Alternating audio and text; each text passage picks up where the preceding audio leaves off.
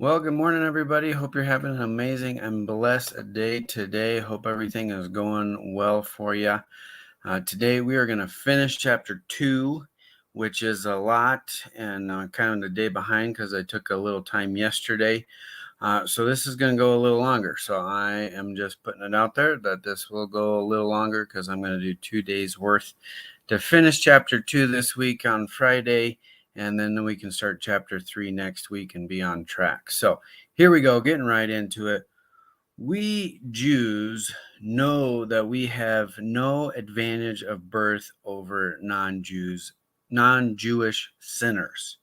That's one way to be put, huh? We know it very well that we are not set right with God by rule keeping, but only through the personal faith in Jesus Christ. Boom. Mic drop right there. We are not made right with God by rule keeping. It is because of personal faith in Jesus Christ. Paul said it, he dropped it. There it is. We are made right by faith, which is faith righteousness, not by our ability to keep the rules. That is so paramount. That is so important. That is the basis of Christianity. We believe in Jesus Christ, therefore we are made right with God. The people, every single person, every Christian has issue with this deep down in our hearts because we still feel we need to do right, be right, and get right. And we tell everybody around us that they need to do right, get right, and be right. But if we are made right because we believe in Christ, then what about the law? Then we're just going to let that go. We just do whatever we want willy-nilly. And that is the balance. That's kingdom balance. We have to understand that we are made right because of what Jesus did, not because of what we do.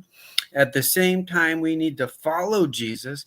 If we believe him and if we truly trust in him, we will walk with him and do what he wants us to do. And that is that's the crux. That's the most important thing. If I believe, I obey. If I believe and trust in Jesus, I will obey him. But it's not about the law doing all these steps, having to do these steps. We do the law because we want to instead of because we have to. But what is the law? Is the law the 10 commandments and all the Jewish ways of doing life, circumcision, all those different outward appearances? No. The new law of Jesus Christ is love. And what I would say is that we choose life over death. And what is life? Life is peace, joy, anything that brings peace, joy, hope, righteousness, faith, and love. That's what peace is. And that's what and that's what life is. Anything that brings death is anything that brings harm to myself or somebody else.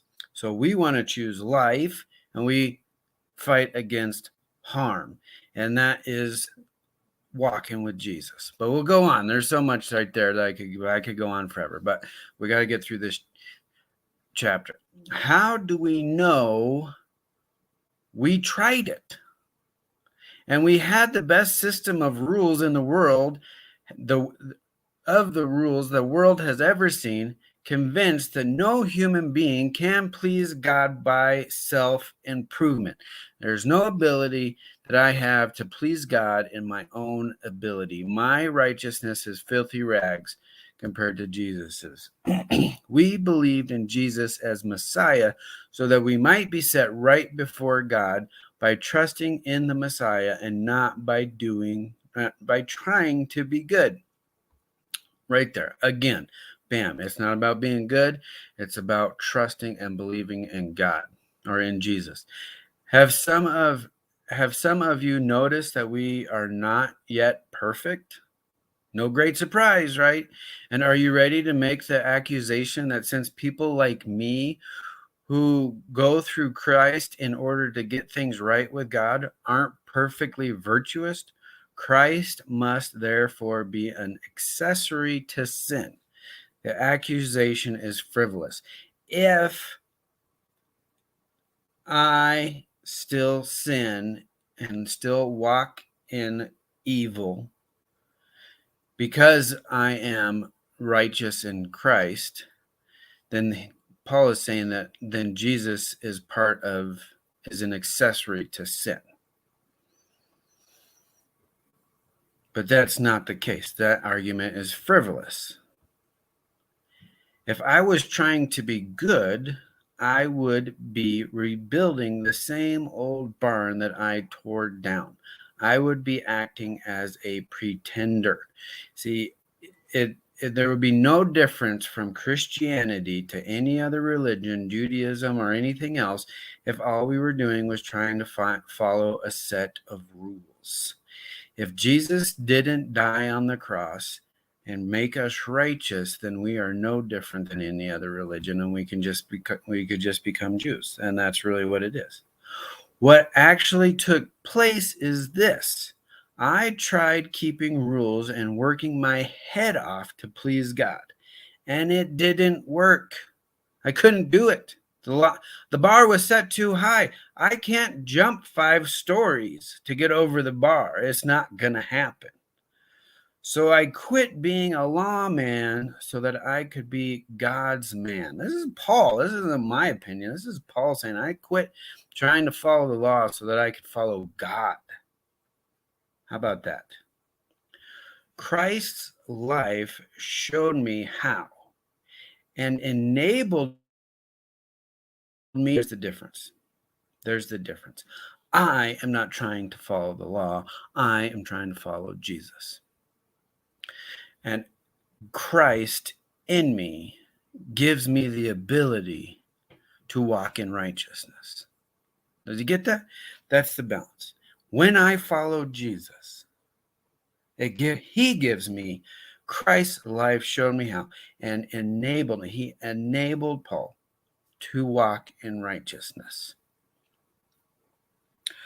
Next, I identified myself completely with him indeed.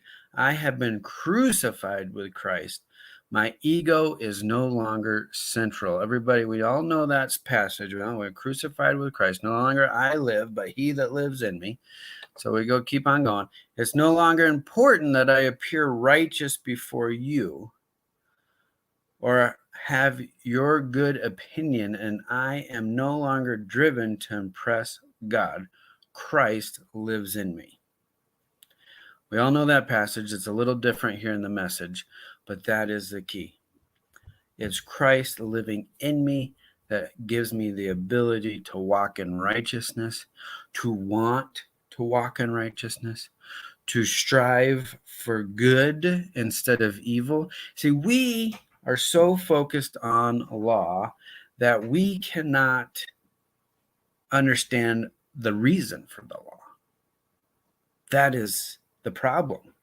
We just want set steps. Okay, do this, do this, do this, do this.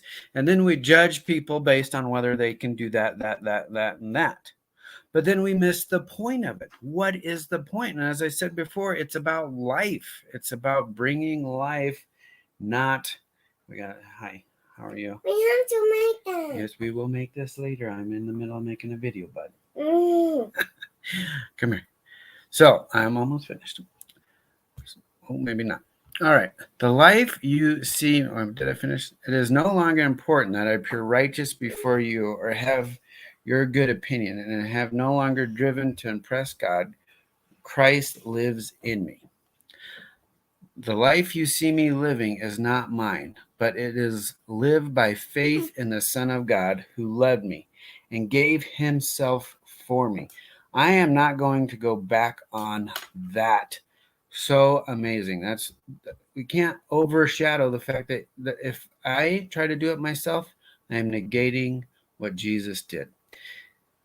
Verse 21, is it not clear to you that to go back to that old rule-keeping, pure-pleasing religion would be an abandonment of everything personal and free in my relationship with God? I refuse to do that. To repudiate God's grace. If a living relationship with God could come by rule keeping, then Christ died unnecessarily. It's all right there. Paul lays it out. It is by faith in Jesus Christ that we are made right with God. It is our relationship with Him that empowers us to live righteously. It is not my ability to do it and follow a bunch of rules. Am I going to choose life? Am I going to choose death? Those are the two rules that we want to be following. Am I going to love people? Am I going to love God? That is it. And we'll get in, and it just keeps laying it further out as we hit chapter 3, my favorite chapter. Next week, chapter 3, Paul just lays it out with no abandon. So I have an amazing and blessed weekend. We will talk to you